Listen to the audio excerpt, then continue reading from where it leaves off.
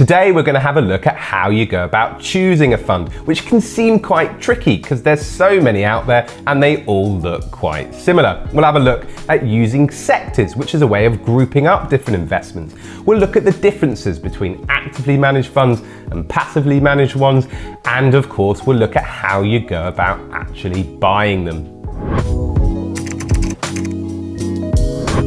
Okay, so let's start with sectors. Now, a sector basically is just a group of funds that do something similar. They invest in a similar way or in a similar thing.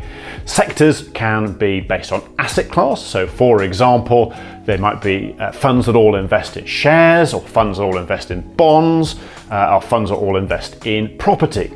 They can also be split into groups according to their investment objective. There are generally three types of investment objective: funds aiming for growth, that's the growth of your money, the capital over time; funds aiming for income, so dividends or income coming into your account; and then funds that do a bit of both. The third criteria determining a sector is geography.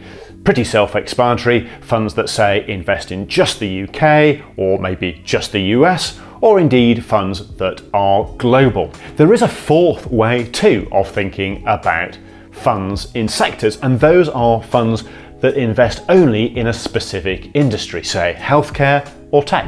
Once you've had a route around in those sectors, the next thing you'll need to think about is whether you want an actively managed portfolio or a passively managed portfolio.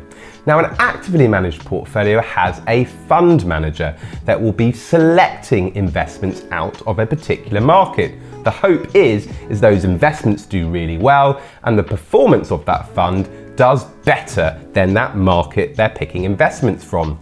A passively managed portfolio doesn't have a fund manager selecting investments. All it does is buy every single investment within that market so that it replicates the performance of the market.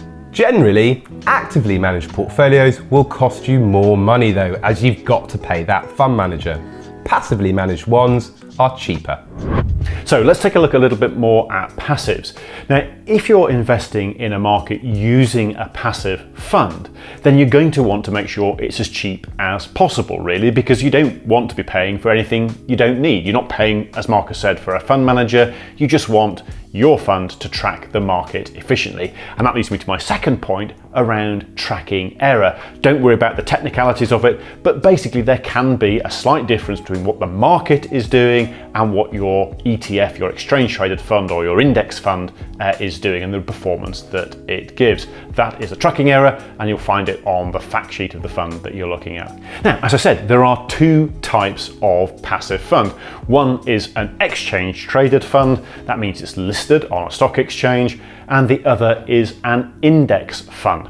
The real difference between those is just the speed with which you can access those investments. Exchange traded funds, because they're on a stock market, are traded what we call real time, so any time during the day, and the prices change second by second, whereas index tracker funds are generally traded once a day as a single price once a day. So if you want to buy shares after that price is struck, you generally get the following day's price. So what about actively managed portfolios? It gets a bit more complicated because you've got a fund manager who is selecting investments from a particular market. And what they're trying to do is to create a pool of investments that performs better than the market they're selecting investments from. It means, firstly, you need to look at past performance. Now, it gets a bit confusing because the regulator says past performance is not a guide. And that's true, it shouldn't be looked at in its singularity, but it is an indicator of the quality of the manager. Now, the way to look at performance is to look at long-term performance, a minimum of 5, but preferably 10 years, because any short-term performance that's very good isn't necessarily a reliable indicator of how they will perform over the entire length of your investment. Now, when you're having a look at performance, you're going to be comparing it against two things. Its benchmark, that's the market that it's selecting investments from, and its competitors. Those are the two things that they want to beat with some distance. So what you're looking for in performance is alpha. This is the amount of extra performance that a fund manager manages to produce over its benchmark. Now, there are a few data companies like Morningstar or TrustNet that provide ratings based on the consistency of a fund manager's performance. Because of course, what you want is a fund manager that can perform when times are really good, but also not lose too much money when times are not so good.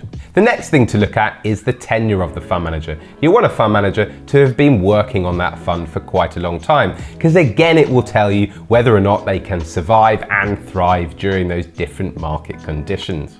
The third thing to look at is the fees that you're going to pay for that active management, because it does make a big difference over the long investment periods that you should be invested for. You want as low a fee as possible for the sector. Remember, different sectors will have different average fees because different assets can cost different amounts to trade. So you'll notice that certain sectors, for example, smaller companies sectors, tend to be more expensive than the big, large company sectors.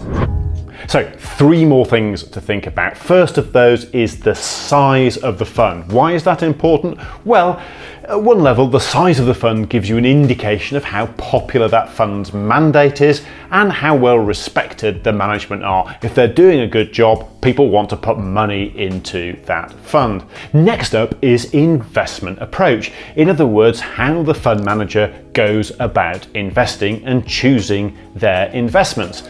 Some managers are specialists at finding growth companies, so maybe the next big tech company of tomorrow.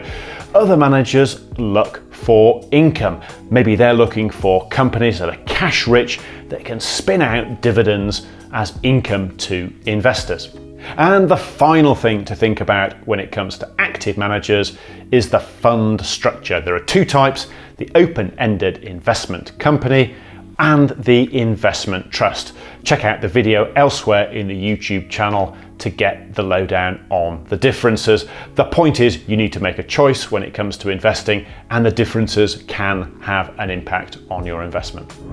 So how do you go about buying these? Well, the first way is to go directly to the fund manager that runs those funds, but that can be a bit complex and fees can be quite high. The second is the way that we really recommend, and that's through an investment platform.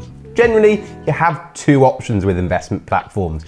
DIY investment platforms, think of AJ Bell, Interactive Investor, Hargreaves Lansdown, which is just a giant search engine of every type of investment possible. They make it pretty easy. The other route is what they call a robo-advisor, or sometimes a digital wealth manager. Now this just involves you selecting a particular basket according to your risk preference, and they will automatically invest you into a basket of passive funds. So it makes it pretty easy if you want to be quite hands-off. Now the third option is to go and use a financial advisor. They're going to do a full financial workup and select investments that are totally tailored to what you need. But it's going to cost you a fair whack. Think of it a bit like buying accountancy services. So to recap, what are the things that you need to think about when choosing a fund? First, think sectors, the groups of like funds that maybe share similar investment objectives or invest in the same geographies. Second, think about active or passive. Active, a little bit more expensive, you're paying for a fund manager. Passive, a little bit cheaper, and you're going to get that whole range of stocks in an index. Finally, think about how you're actually going to buy your fund. Is it going to be through a platform where you do the legwork and you choose the fund, or through a digital wealth manager who's going to provide some help along the way? Or are you going to go full hog and employ the services of a financial advisor? Join us again next time. Until then, goodbye. Goodbye.